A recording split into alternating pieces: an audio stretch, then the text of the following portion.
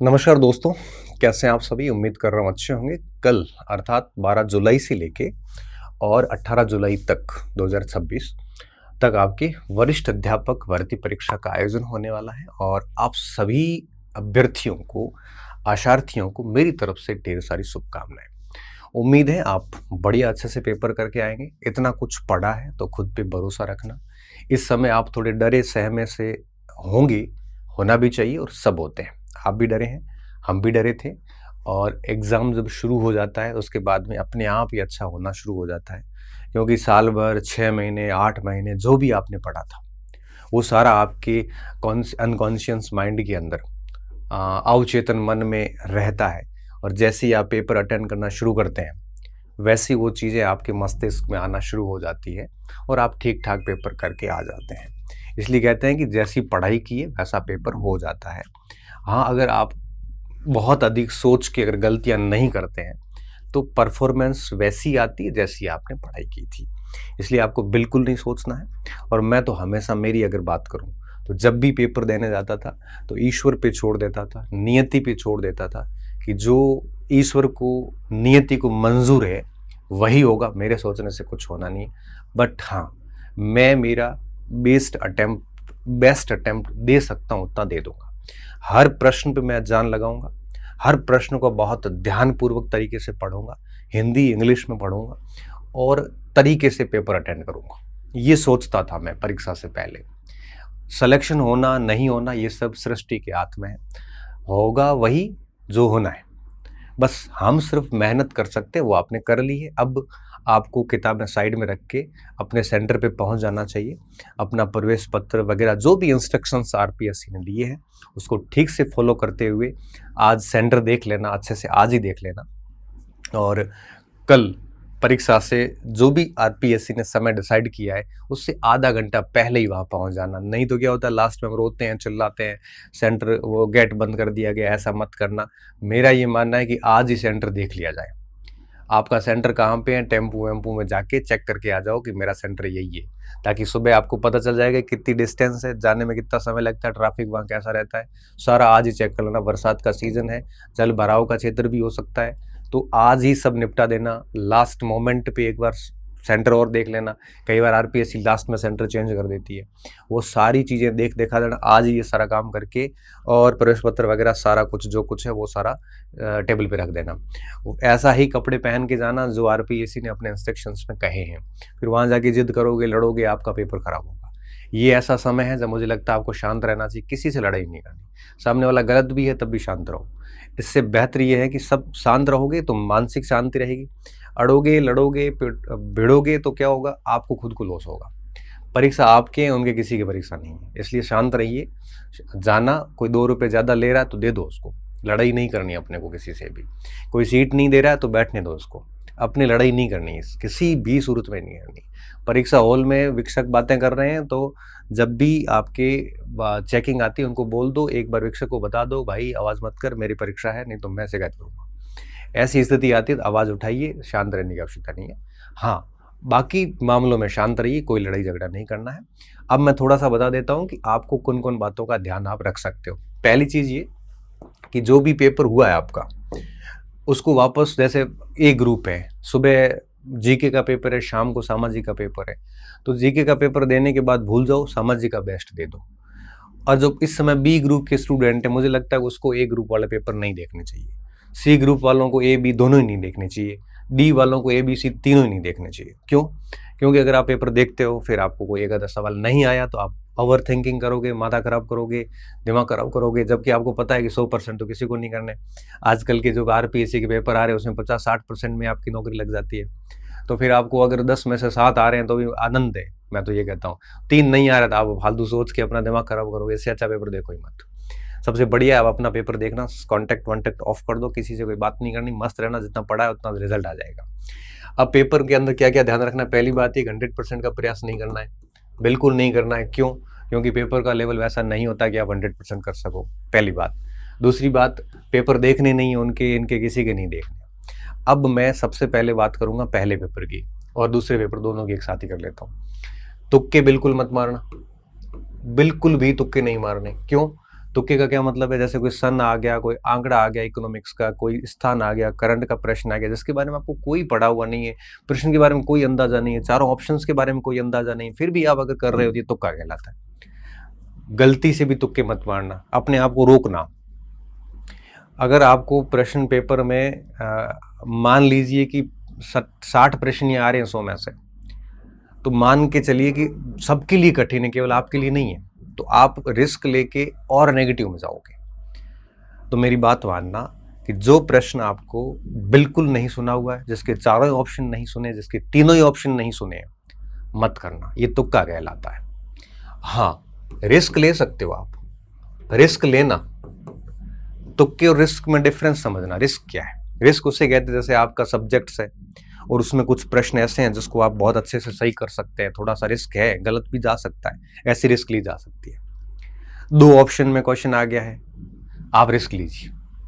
Gas power वहां लगाइए जो आपका सब्जेक्ट है, मूल सब्जेक्ट। जैसे मैं इतिहास का विद्यार्थी हूं, मैं भूगोल का विद्यार्थी हूं, मैं इकोनॉमिक्स का विद्यार्थी हूं, मैं इन तीनों में ही रिस्क ले सकता हूं। और ऐसे प्रश्नों पे जिसके 2 ऑप्शन में मुझे पता है कि आंसर निकल सकता है, अच्छा इनके भी मुझे चारों ऑप्शन नहीं आ रहे, तो मैं डेफिनेटली रिस्क नहीं लूंगा। तो कोशिश करना कि आप रिस्क लीजिए, और किस पे लेनी है? जो आपके मजबूत भाग है। आपके मजबूत भाग गणित भी हो सकता है, साइकोलॉजी भी हो सकता है, पॉलिटिकल साइंस हो सकता है, इतिहास, ज्योग्राफी, हिस्ट्री, जो भी आपका जो मजबूत भाग है और जिसमें आपको 50% प्रोबेबिलिटी है। 50% प्रोबेबिलिटी का मतलब होता है कि 2 ऑप्शन में आंसर है, आपको पता है, यहां आप डेफिनेटली रिस्क लीजिए।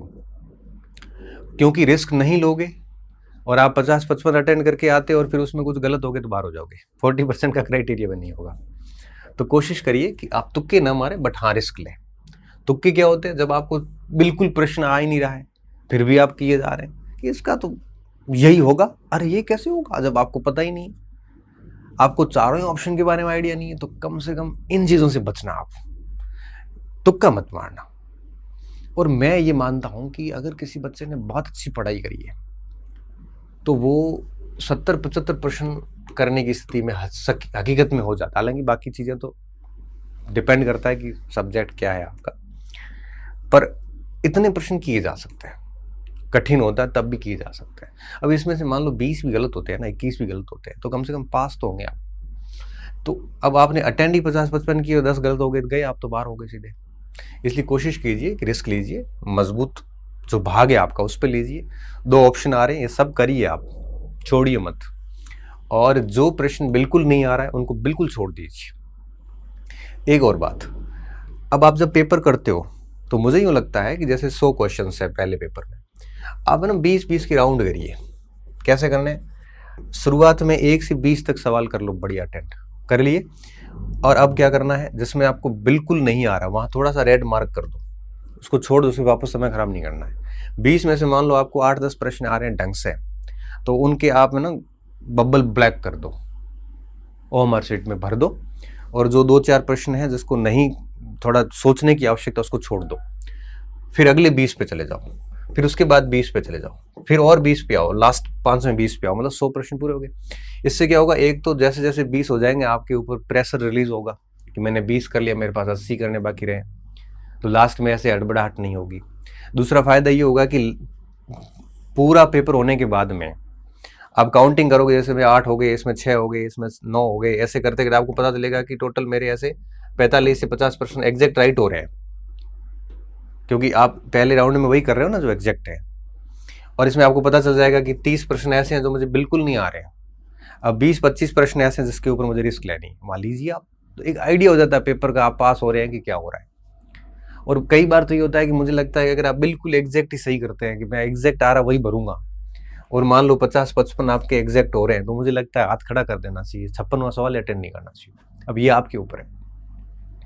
तो ऐसे पेपर करना, तो अगर जैसे 150 प्रश्न है तो 150 है, तब भी आपको मुझे लगता है कि ऐसे 25 का या 30 का या इस प्रकार से राउंड ले लो, 30-30 करते जाओ, उसको भरते जाओ, आगे बढ़ो। तो इससे प्रेशर रिलीज होता है और इसमें ये लगता है कि पीछे कम बचे, फिर लास्ट में क्या हड़बड़ाहट नहीं होती। हम अगर 150 सवाल लेके बैठे हैं, सारे के सारे भर रहे हैं, खाली छोड़ के बैठे हैं, लास्ट में भरेंगे, तो लास्ट में क्या होता है, कई बार हम वापस आके कुछ आंसर चेंज कर देते हैं, और वापस आंसर चेंज करते हैं वो अक्सर गलत जाता है। ऐसा काम मत करना। तो मुझे लगता है ऐसे राउंड के अनुसार चलना। तो राउंड में क्या है कि लास्ट में टाइम खत्म भी होता है तो 80 तो कम से कम बेस्ट अटेम्प्ट है। तो एटलीस्ट इस चीज़ का मुझे लगता है आपको ध्यान रखना चाहिए।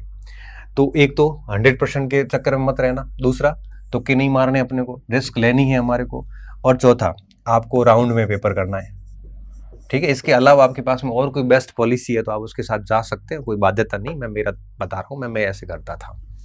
इसके अलावा क्या करना, देखो नकल वगैरह, ये परोपकार करना वगैरह, ये बिल्कुल मत करना।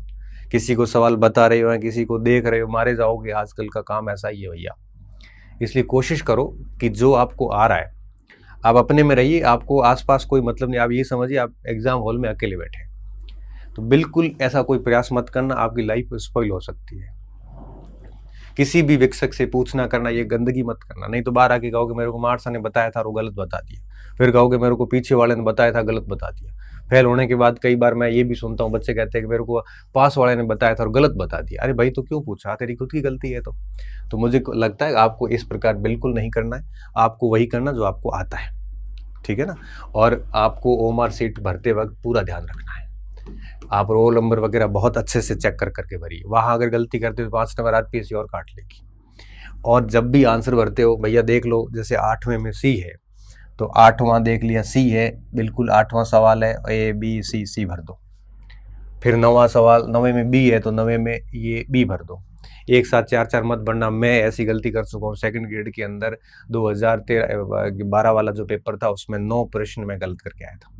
कैसे, मैं पहले ऐसे भरता था BCDA DBCA ऐसे करके, एक चूका पता नहीं चला, दो BCDA CBDA करके 8 सवाल चले गए।